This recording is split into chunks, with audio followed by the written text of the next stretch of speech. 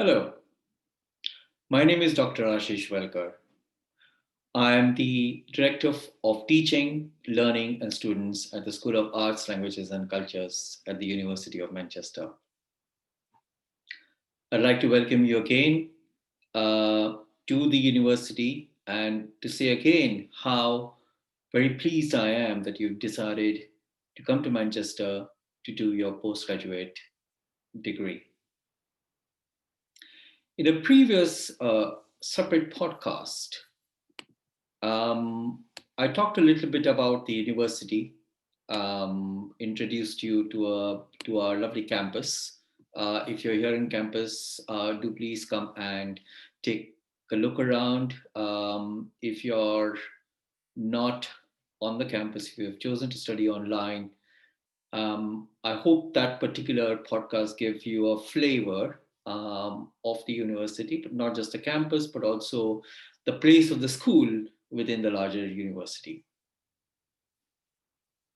What I'd like to do in this particular podcast is to say a little bit about getting the most of your out of your degree, out of your time in the school, in the university, in Manchester. Specifically, I'd like to say a few things about thinking about the bigger picture.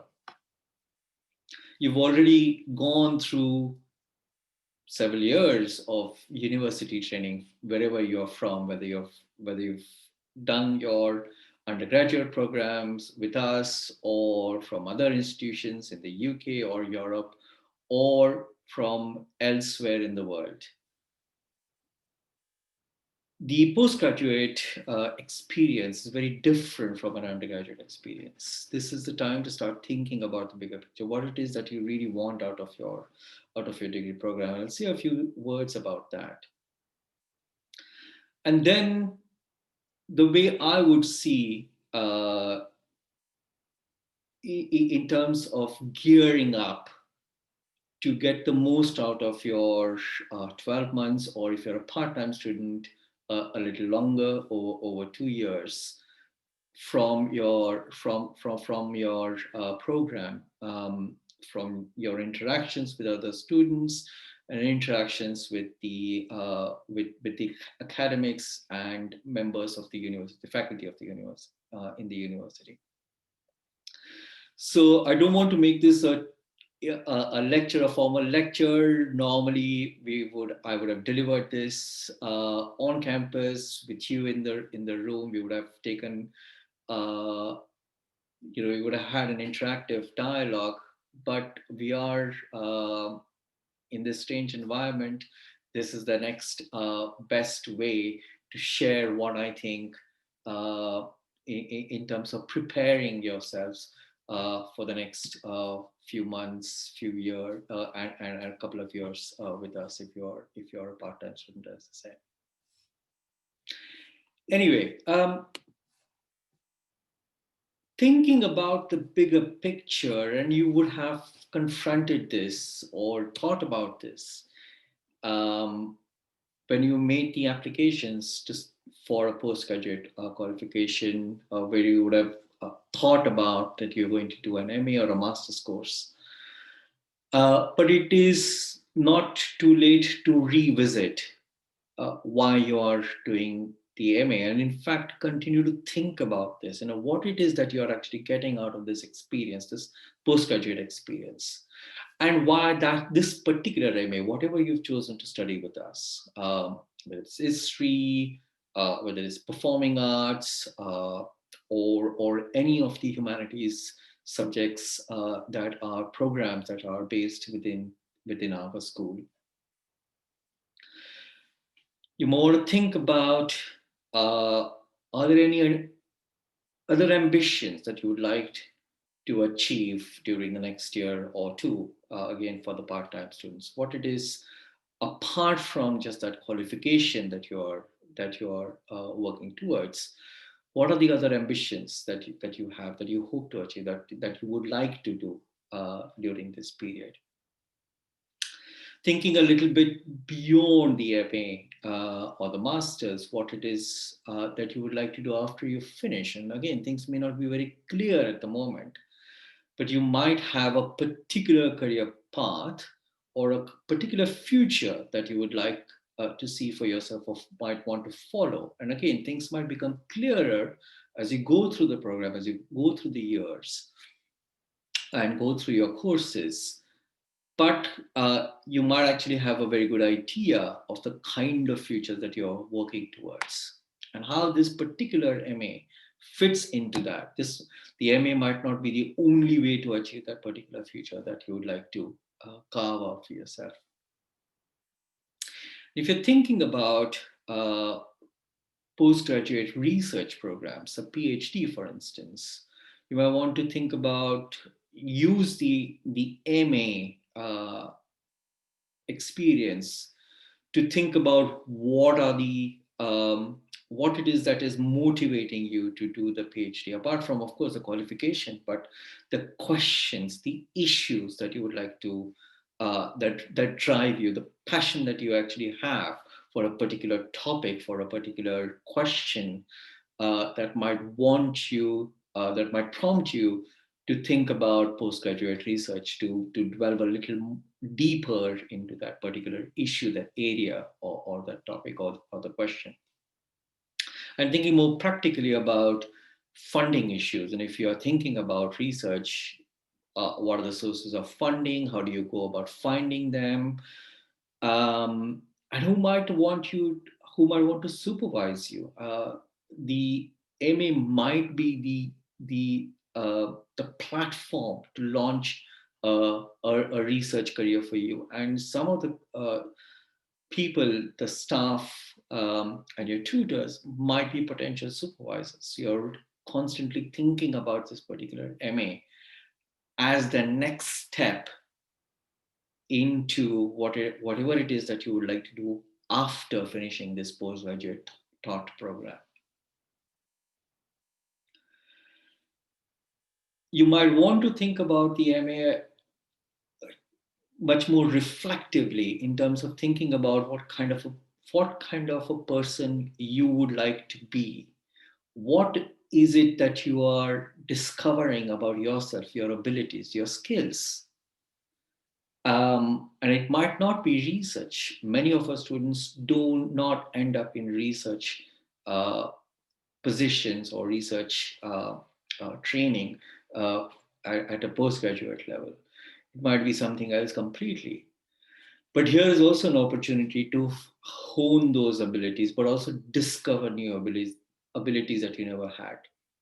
And I'm saying all of these things from my own experience of doing a postgraduate program.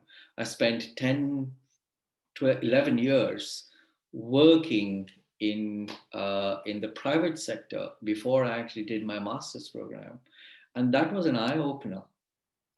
It was a life changing experience for me. I would never have imagined as a young person I would be in an academic position. But it made me realize my own abilities, but also my own interests. So this is actually a pivotal. It could be a pivotal year for you, or 2 years if you're doing a part-time program. So thinking about this bigger picture, not constantly necessarily, not every day in the morning, get up and say, okay, what is it? What is the bigger picture looking like today? But somewhere at the back of your mind, you're using the MA as a fulcrum, maybe in terms of where you would like to take your future. So thinking about ambitions, experiences, and skills, you will be able to get the most out of this opportunity that you've set yourself to to uh, uh, to do over the next few months or a couple of years, as the case may be. So keep the bigger picture in mind somewhere at the back of your mind, and you'll be able to get the most out of it. But that's the big context. Within the school we have something called a graduate school. It's a it's a place, both virtual as well as a physical space, which allows you to, or rather, brings together uh, excellence in, as it says here, excellence in arts and language research, but it also allows the intermingling of both master students as well as PhD students.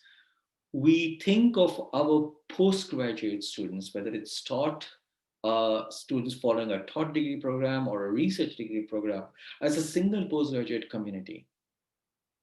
Um, Not, again, as I mentioned, not everybody actually goes from a master's program to a PhD program, but very often you learn so many things from each other. For the PhD students, it's, I guess it's a reminder of what life was like before you start a PhD. It's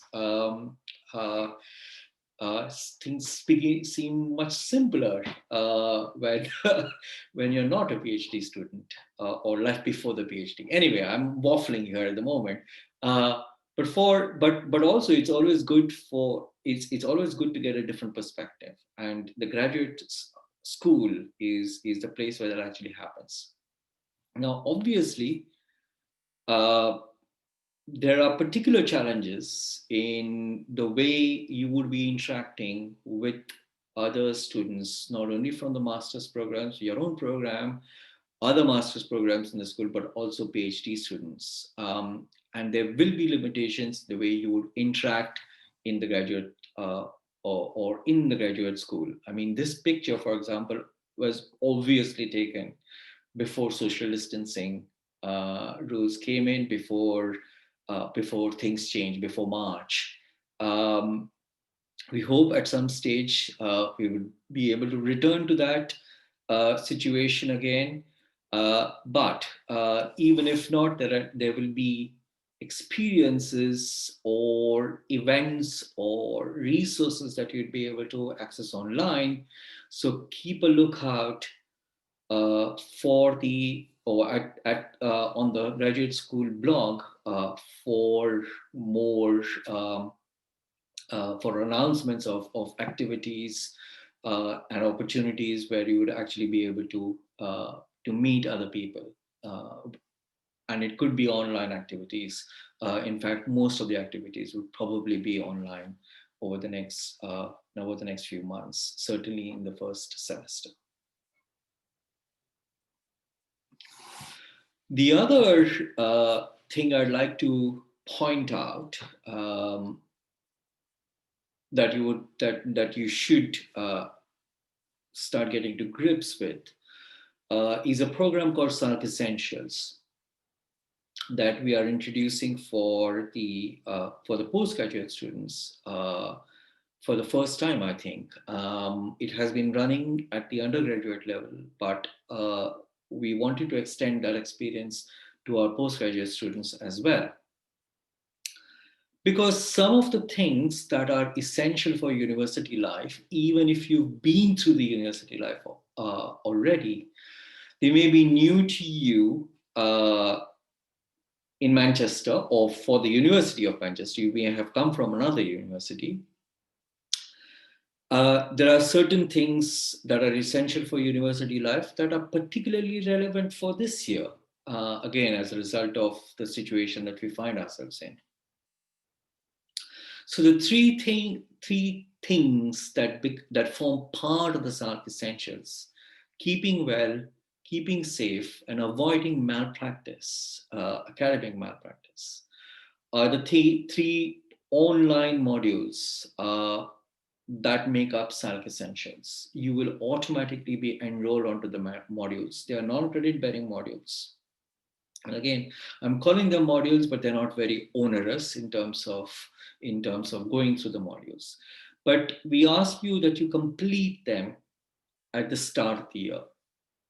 It will set you, it'll allow you, or it'll make you aware of all the resources that you can access for these three things, but also will serve as a reminder uh, to you, in case you need to actually keep checking throughout the year. So these modules are available throughout the year. And just to very briefly to go through it, the first one, keeping safe, is essential health and safety induction. And as I said, this year, it is particularly important that you familiarize yourselves with the university guidelines on health and safety on campus.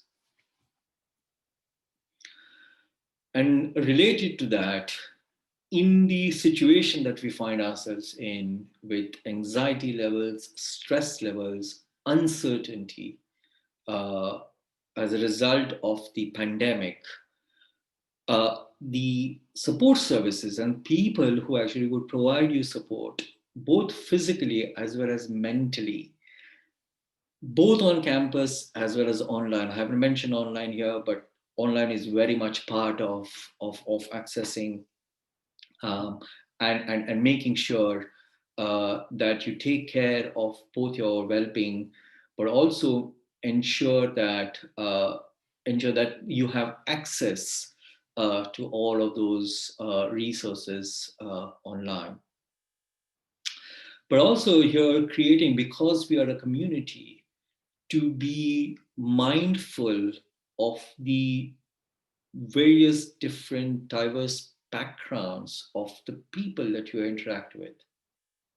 Um, Again, many of you would have come from other institutions and you bring with it your own experiences, and we want to welcome those experiences, but at the same time your experiences intermingle with others who've come from different backgrounds, from different countries, from different nations. And diversity and inclusivity is very much a part of what Manchester is. And this particular program or module is designed to sensitize you. I'm not saying that you're not sensitive already to issues of diversity and inclusivity, but again, it's a helpful reminder uh, in terms of that particular value that we want to continue to promote. And lastly, but finally, but not the least, in terms of importance, is to familiarize yourself. And if you're already familiar with academic malpractice in UK institutions, to remind you of what actually constitutes malpractice. Inadvertently committing malpractice is unfortunately not an excuse for being for us being lenient. We have to deal with this with malpractice in its own terms. And what the awareness module actually is designed to do is to again give you the opportunity to become aware, and if you are already aware, to remind you of what academic malpractice is, how to avoid it, and how you might, again, inadvertently cross the line from poor academic practice to malpractice. So it's an essential element for you to complete, for you to actually go through right at the very beginning of the year. So in sum, what the SALC essential modules do is that they make you understand, or at least remind you of the three important issues, that you understand University of Manchester regulations. And even if you are from the University of Manchester during you've spent time with us during your undergraduate years, do please go through them.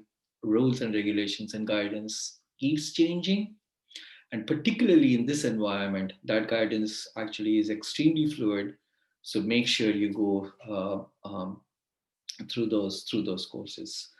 Each of those modules involve just reading and listening to some brief information online, and then taking a short multiple choice test to demonstrate your understanding. They're very short. They should take no longer than 20 minutes each on a rainy Sunday afternoon, which it will be pretty soon. during the autumn. It's something that you can actually do very, very quickly. And as I said, you can use them as resources or reminders to keep coming back during during the time during your time here at Manchester. Now, with that, let me take or talk through some of uh, these three leaps. Uh, this change in your mindset or outlook that you might have to go through to adjust, to transition from a undergraduate education to a postgraduate education. Now, some of you may have had some postgraduate qualifications from somewhere else, in which case some of these thoughts that I'm sharing with you today would serve as a way to transition to study at the University of Manchester or to study at a higher education institution in the UK if you're not from the UK. The first one involves in some sort of an intellectual leap. And in a way, you would expect the postgraduate study or postgraduate experience to be intellectually different from a undergraduate study. there would there obviously has to be a transition. Otherwise, what's the point of doing a post graduation degree if it's just the same? Uh, it's not a postgraduate degree is not just an extension of your undergraduate degree. Yes, sure it is. It might be if you're doing a degree in a similar area, but it involves thinking about the issue that you might be familiar with, maybe in a different way. It involves exploring the horizons, the limits, the boundaries of your knowledge, but also the boundaries of knowledge within your discipline, and pushing those boundaries, developing those ideas, and becoming more confident about employing the ideas of somebody else, borrowing from those ideas. So it's not just about innovation; uh, it's about adaptation as well. How do you fruitfully use ideas that have been generated by somebody else? And believe me, it's not an easy skill to do. It requires a different way of thinking, and that's where the intellectual gap leap comes in. Just bridging that gap, that is. So to talk more specifically about it, it involves thinking about the big knowledge level issues. What not just the not just what is known, but what is unknown.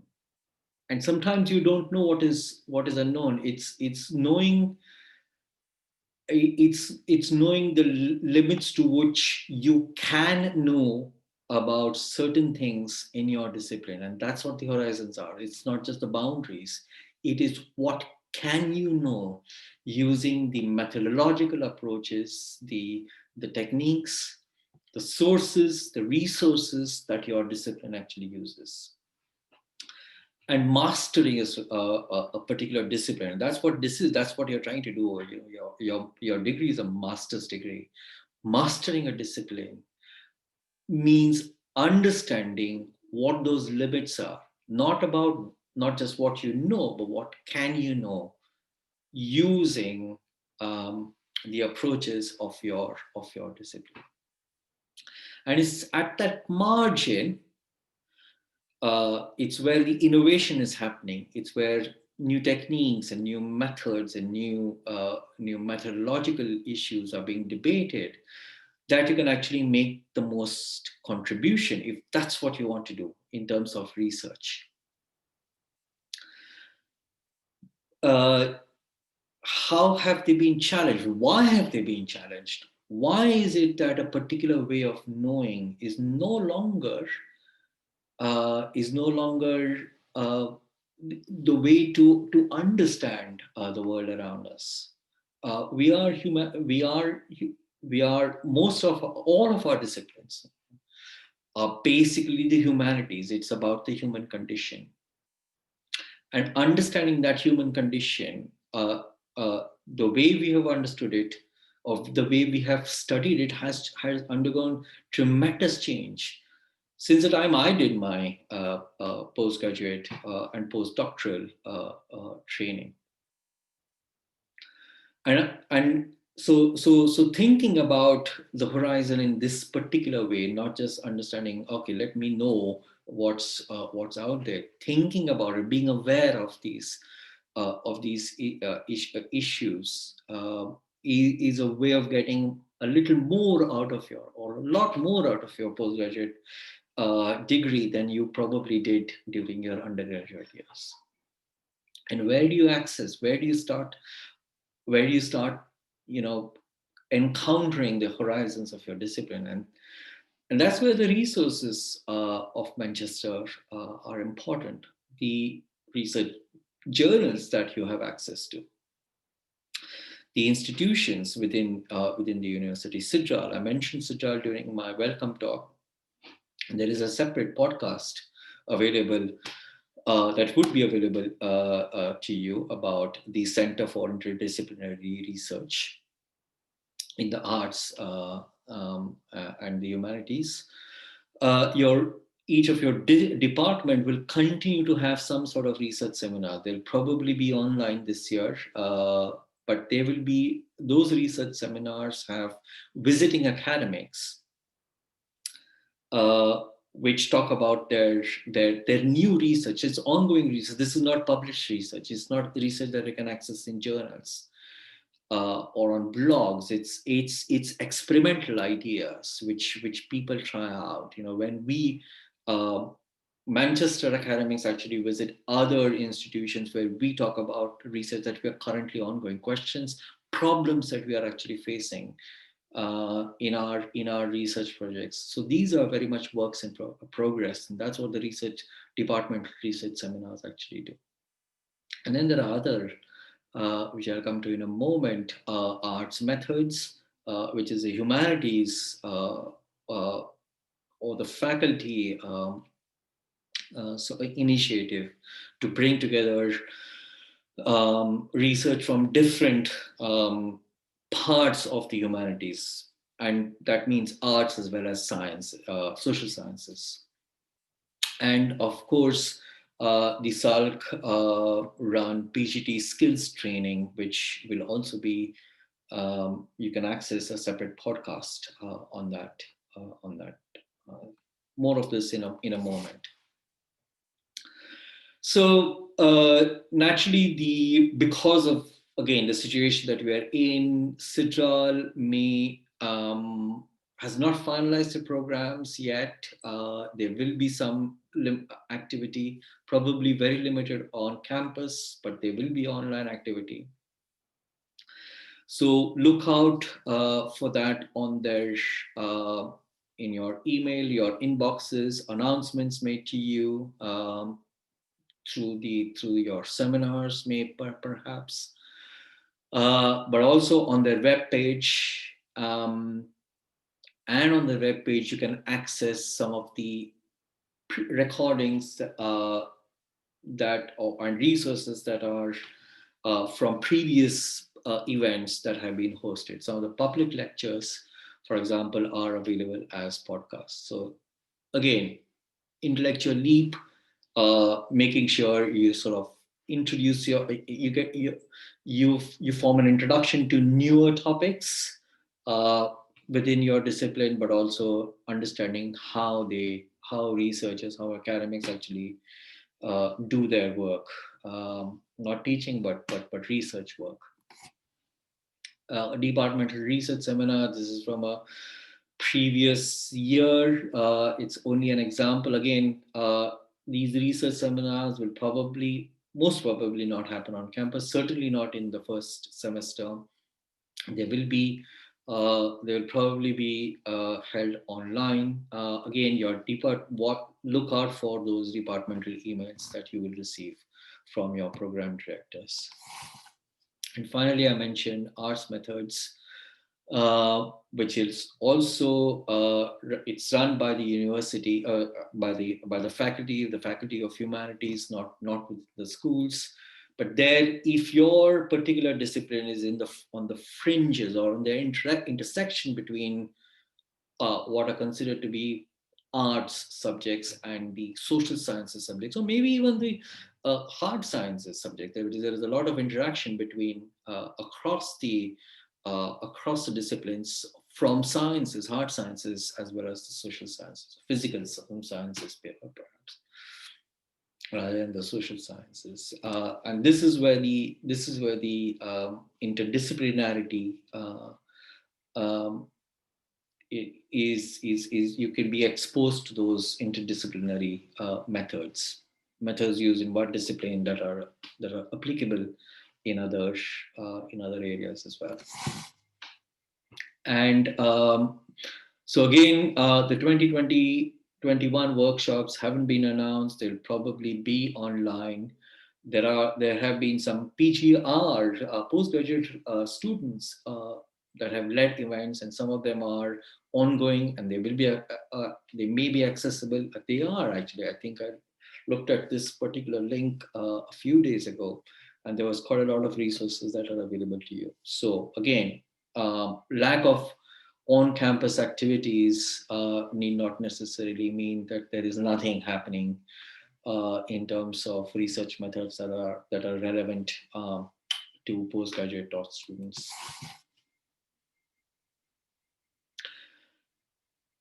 Now, apart from this whole intellectual sort of bridging that happens, from your undergraduate experience to a postgraduate experience, there are certain practical things that you have to negotiate. Uh, and again, your discipline specific issues about will be delivered to you through research training and skills training programs within the department. They will be part of your degree program. They will be credit bearing units.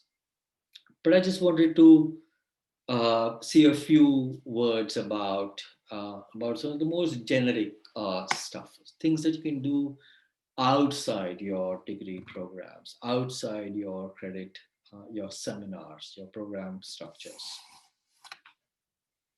And that's being aware of the kind of resources that are available to you through your library. And again, the library, as I mentioned, doesn't have to be a physical library. A lot of our library resources are electronic. There is an increasing amount, and certainly the time that I actually did my master's and then subsequently my PhD. I mean, the amount of electronic stuff that's available for your research is incredible.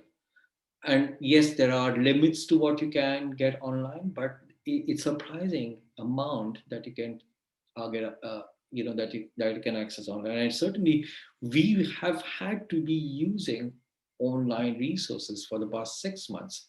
Our research, we are still publishing, and that publications are based on an increasing amount of electronic resources, databases, search engines, uh, what have you.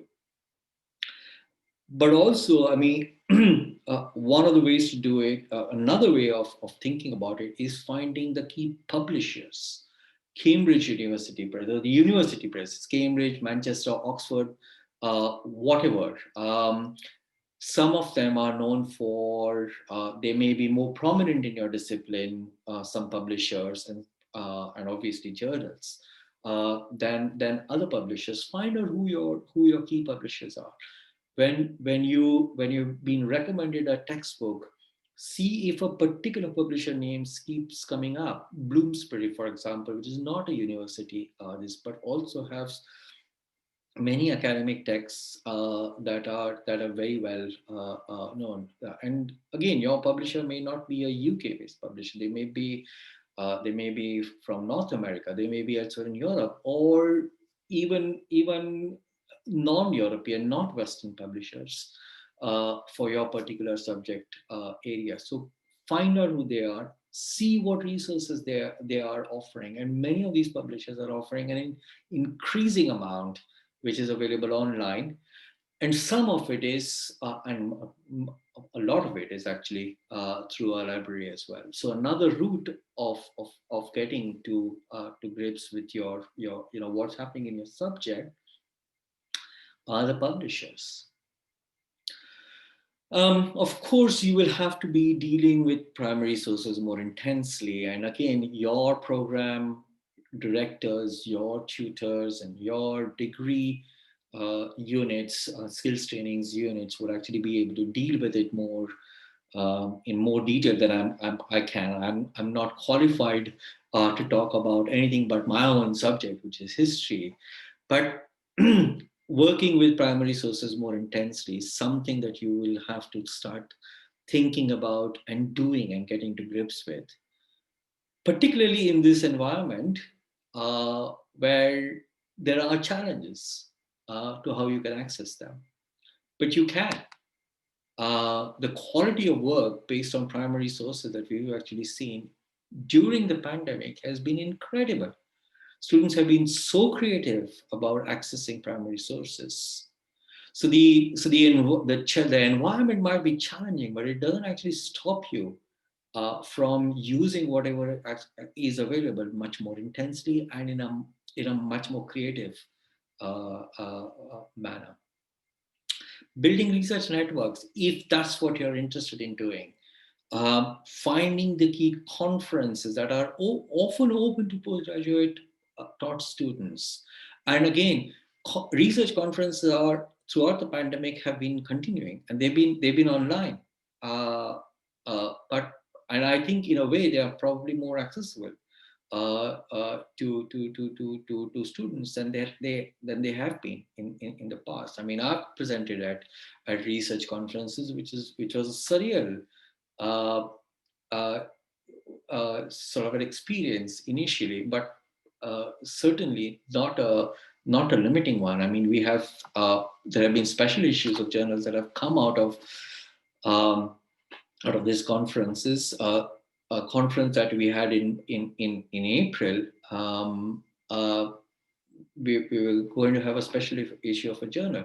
Those research networks can be built and continued and maintained online.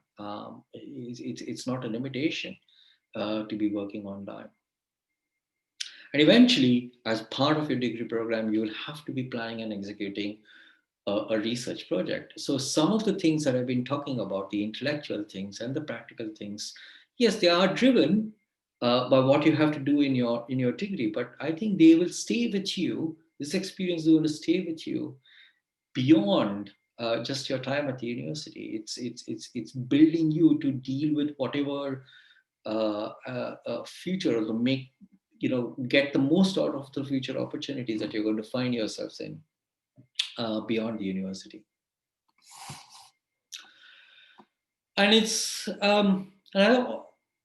I also think, and again, I'm thinking about my own experience, which was a long time ago, by the way, as you can see from lots of white hair that I have. Um, uh, Thinking about the personal experiences and the changes that you have to do in the way you yourself uh, manage things, manage your work, manage your time, solving those problems and thinking about, what it is that you're getting out of it. So apart from the intellectual leaps and the more practical issues of doing research and, whatever limited research that you might have to do, and I'm not saying it's limited, definitely not, but the kind of research that you're required to do is not the kind that you would encounter, say, in a PhD program, which is a lot more intense, and it's degrees of magnitude intense. In the way that your postgraduate research experience is going to be a degree of magnitude more intense than your undergraduate experience, and the more you're personally able to deal with it, develop that resilience uh, do that kind of research, that kind of engagement with your topic, with your subject, but also making you or shaping you into a much more rounder, individual than you were during your undergraduate years. Constantly thinking about how we are improving ourselves, but also making ourselves more resilient in that process of improvement. I mean, improvement by just putting at the cost of your own personal life is not worth it. So we are building up on those personal skills as well as personal resilience and problem solving ability. And we all solve problems. That's what we do. Um, they may be work related problems, they could be personal problems, but we all keep continue as a human. I mean, maybe it's a very instrumental way of looking at things, but I think we are basically primarily problem solvers as a species. Um, so you're thinking now. It leads back to the bigger picture issues that I was talking about earlier. What are you getting out of your master's program? But also, what are you getting out of that qualification, that MA, that you're working towards? What more are you going to get out of it? What are the skills that you're going to develop? Is it communication skills? The way I'm sitting here and talking to you and sharing my own experiences, it's not natural. I mean, it's not natural to me. For example, I've had to work at it over the years, and maybe I've had a little more time and experience to work at it than you have, but it can be done. I'm not a natural presenter.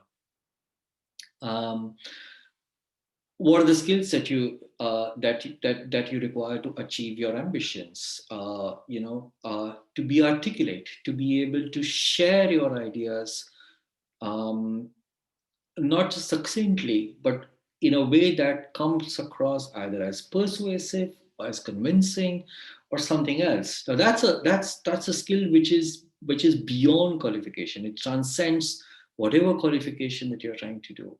And again, I'm talking about communication here. It could be something else. It could be about the ability to empathize, the ability to understand the human condition in ways that you've never experienced before.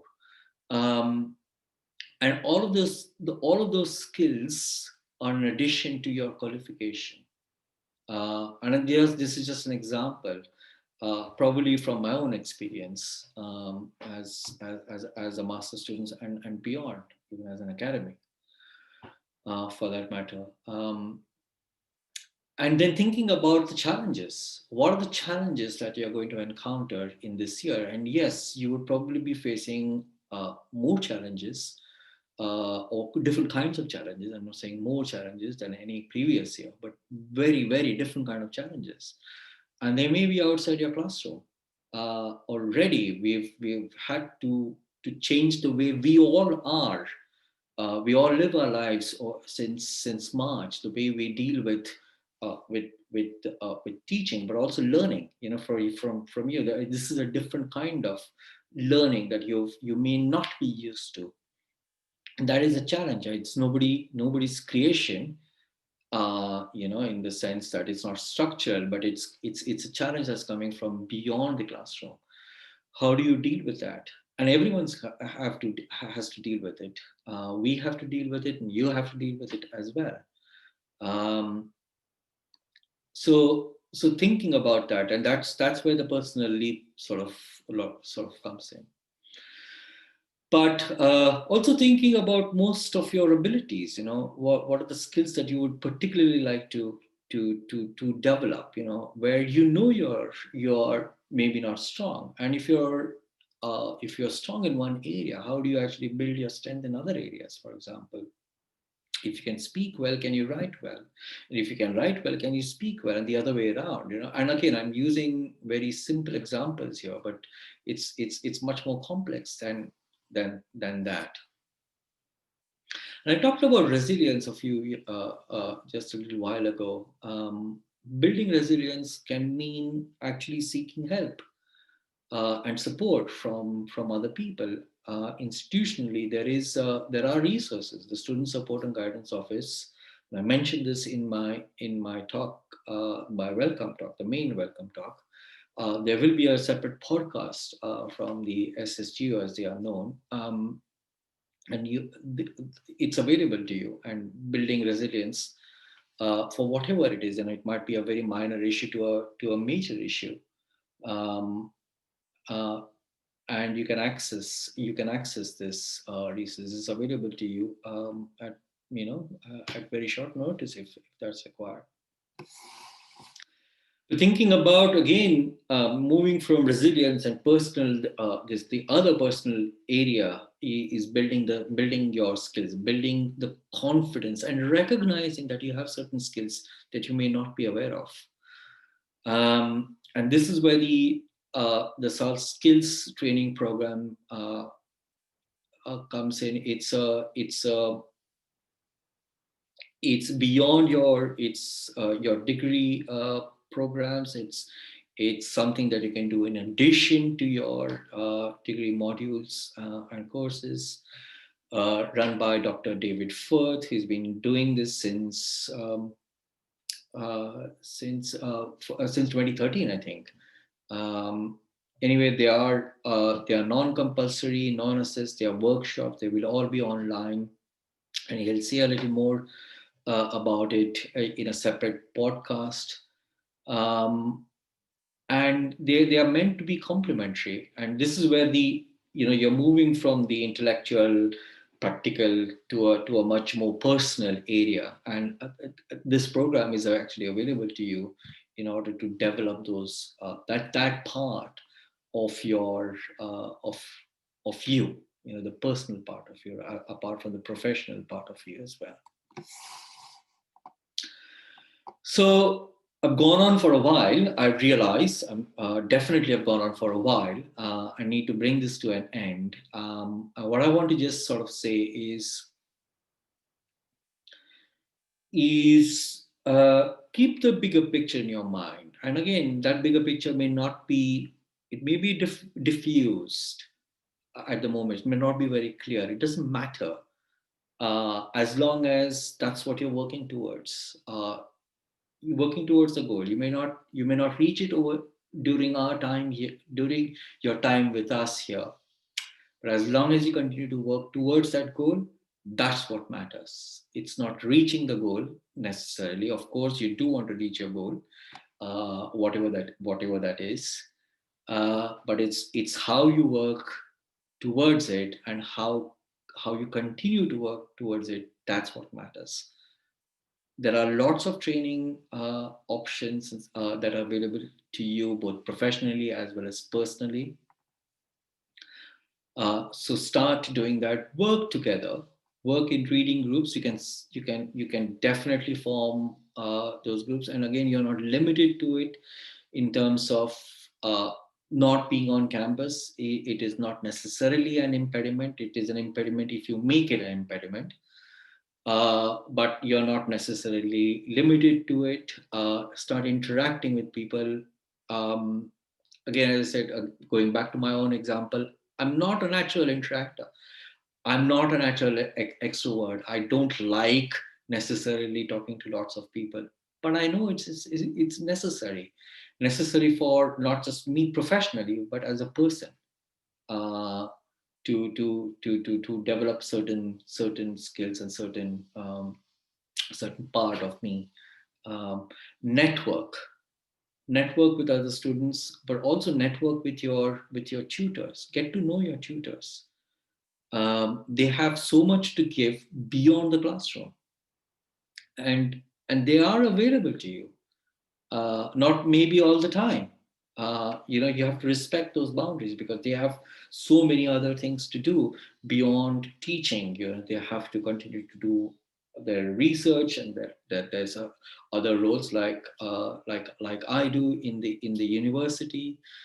But most people are generous with their time. So getting to know them is something that you can actually do, especially if you are trying to do a research program. Watch out for all the events that are going to be, and there will be virtual events. There are probably not going to be many events on campus. But again, as I said, don't let that be an impediment. It is only an impediment if you let it be an impediment. And you are part of the school. You're part of the community. You're members of this community, and which is why you know we want you to integrate with that community. You're not a transient here, just over the next 9 12 months or so. You are part of that community. We would like you to be part of that community. So the more you participate, the more you can actually get out of this school community that's there for you. So let me bring this to an end here. Stay well, stay safe, take care, and I hope uh, you get the most out of your program, and be inspired. I think, as I mentioned in the other podcast, one of the things that universities do, and one of the things they do, is inspire people. I hope you are inspired to do whatever it is that you would like to do in your life. So take care and goodbye.